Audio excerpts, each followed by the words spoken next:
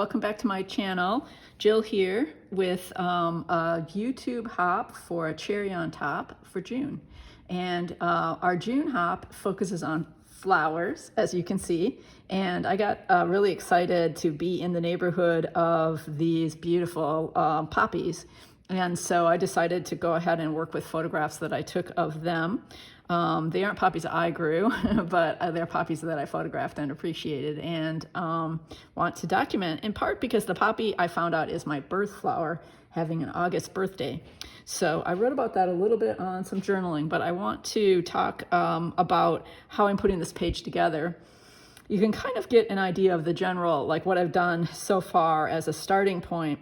And I think what I'm going to focus on in the video is ways to build clusters. And the clusters will have some flowers in them, but will have other elements. I decided to go with a kind of vintage vibe and got that started a little bit with some of Tim Holtz's papers. This is like a palette paper, a little bit of an old-fashioned floral paper. And so one thing you can do when you're preparing a layout like this with lots of little bits and little papers is do some stamping in advance. So I stamped Nature Lover and poppies and more flowers, please, and used a little cancellation stamp there. That's going to serve as my title. And actually, I kind of prepared a little stack of various kinds of ephemera and papers, and I cut some things into little pieces to pick up some of the colors and the theme with the vintage and the flowers and so forth. And then I'm going to use a little bit of vintage inspired washi tape. This is just from my stash, but if you're looking for this kind of thing, Tim Holtz has some vintage washi tape. And then these are chipboard flare from Pink Fresh. And I'm thinking maybe these three, I'm going to be, as usual, working in threes.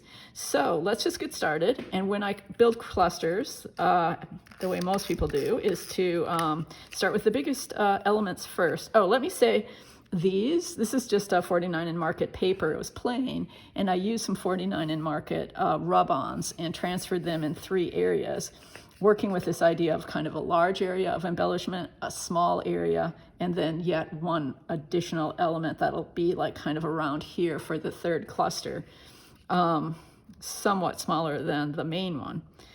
And some things when you layer and build clusters can be like over photos and some can be under, just kind of depending on the space and what you have in the photo, what you might not want to cover up and so forth. But I'm just going to go ahead and start sticking some things down. I'm going to work with all of them. So since we have a little bit going on there, let's go ahead and put some of the larger elements down here. This is my journaling. It's on a little cut apart that says noted, it has a flower on it, and I thought the colors went pretty well, so I chose that and stamped also more flowers, please, and some blue ink. And let's pop that down. This I tucked under, so this I'm feeling good about having overlap a little bit. Still working with the somewhat larger elements. Besides using rub-ons on the end, I took some rub-ons from the Prima Spring Abstract rub-ons, my favorites, you've seen them a lot, and rubbed on some flowers and this onto a Tim Holtz Transparency. Now what I like about that is, as you see, it's subtle, but when you layer it over the other piece, it's transparent. So adhere that lightly. Now you can always like move things around and pick things up as you go. Let's see. I have some big cards from the Tim Holtz ephemera pack in the recent Ideology release. So I'm going to go ahead with those because I can always layer over them and see what works here. This is kind of maybe a lot of yellow there, but it's kind of cool. This can always be tentative. As I said, I'm going to try things out, maybe move things around if I need to. In some ways, it's kind of good to do it quickly so you don't overthink it. That'll be my title. And I do like how this color paper that I stamped on picks up the greenery in these photos, which as, I don't know if the camera shows it, but it's kind of a blue-green. I also did a little stitching on some of the elements, and the stitching will be in all of the clusters. Each of the clusters will have a little bit of a stitched element. There it is on my journaling card. There it is on my title card. Let's go to the little area down here. Seems like I stitched something, but I don't see it now. So anyway, I might have to find that later. I know I have a date, so I'm gonna pop that in there. That kind of right up against the edge. This is the piece that I wanted next. Oh, I think maybe the other stitched element isn't in this little cluster, but it'll show up. Another little square that I stamped on. So let's go ahead and pop that into this little cluster. I don't want to cover up too much of the rub-on, but part of the joy of layering is to have things peek out, and you don't necessarily have to have all of it showing. Again, I liked this blue-green for the background, so how it picks that up. So I'm gonna kind of tuck that in somewhere. I'm kind of thinking it seems a little bit larger than what I want. So just trim that down a bit with some scissors. And let's see if we want to go like that. For now, I think that looks good.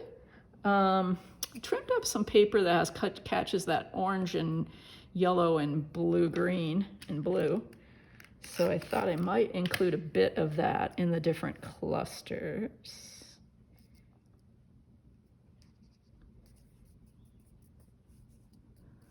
There. Sometimes my little cluster can get a little bit big, so I want to kind of rein that in.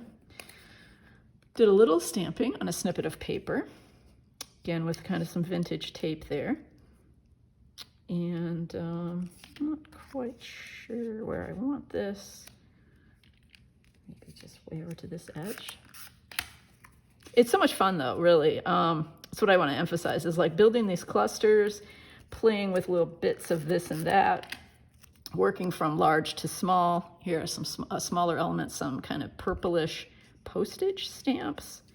See if we can if we kind of tuck them in, again, you get that transparent element in play. Okay, so I had that little cut of paper. So here's one for this section. Yeah, that fits in there just really cute. Sometimes you just have to be kind of fast and intuitive, knowing you can always adjust things later. I liked the kind of dark red in the vintage elements with these, because it's like a red, orange, or a brick color, like in my stamping. So I thought about using this little bit, again, from the Tim Holtz collection. Maybe have it stick out to the side like that. I think one of the principles in layering in clusters is to offset your corners, so you don't have things, and some things will be straight, some things a little bit angled. And of course, things of elements of different sizes and different shapes. That's why I cut some of those little semicircular bits of paper, since so much is horizontal or rectangular. There's some tickets and tags from Prima, and they have kind of a vintage look and some of that lavendery color. So I'm going to tuck that in there. It's also a little bit like the ticket stamp type of motif I've used before. I love this blue-green, and this is a little bit different, but kind of that same tone. So I don't necessarily want to put it in the same cluster, though this is a big cluster, so it could go off to the side there, but could also go kind of down here where there's a room. Let's see. I'm not quite sure. And besides the things that I prepared here, I also brought out these Tim Holtz snippet collage strips. They're wonderful. I just use these all the time. They're great in collages, but they're also good on scrapbook pages and in journals. And which one did I think? I guess I was kind of, again, looking at some of these purpley colors. And of course the florals, and they're nice because they're going to give you different size strips. You can use them, you know, as is, but of course they're great to cut apart too. Actually kind of like this guy too. It has just a little bit of a purple cancellation on it, but has that, you know, kind of grungy vintage color going on. Maybe layer that in there and kind of close up that area.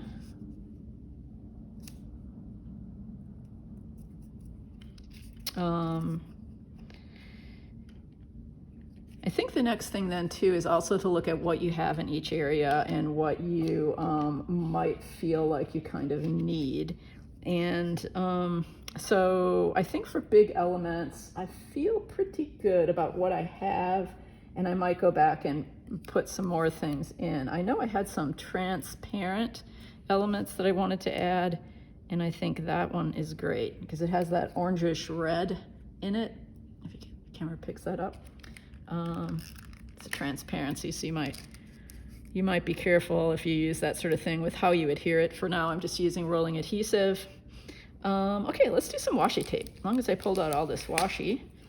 The nice thing about washi tape is it can just kind of make it sort of cohesive since it's translucent, and you can put it over elements. I want to make sure I have some in each area and think a little bit about the colors and how they're working. Maybe put some like this and then snip this off, and then I've got just a little piece that I can add down here. There we go.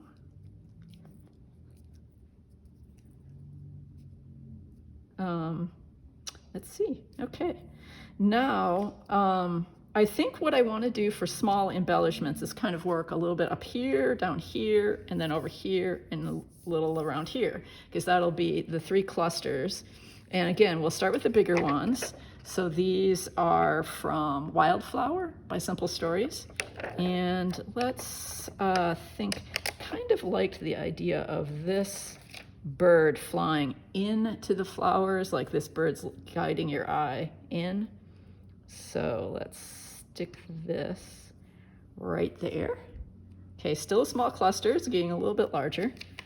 I also liked this postage stamp to add a little bit more texture. And I think like right down in here would be just right. And the colors are really good, so happy to find that. Let's see if we want, it's nice to get a circular element in up here too. So there we go. We're also going to some of the other embellishments I pulled out are circles. So let's see. Sort of wanting to stick to this thing I put them on. They're very sticky, which is good.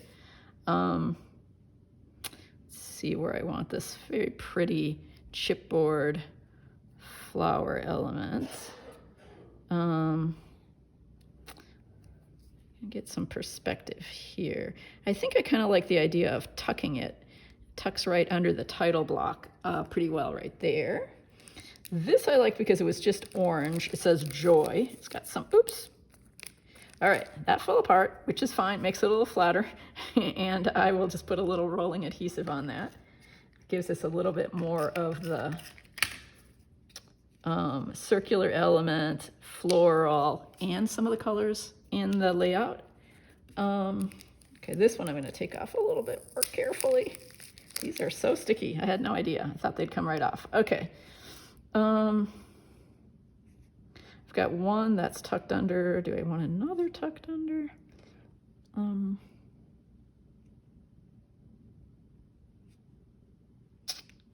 I think I do. I think I'll put it like right there.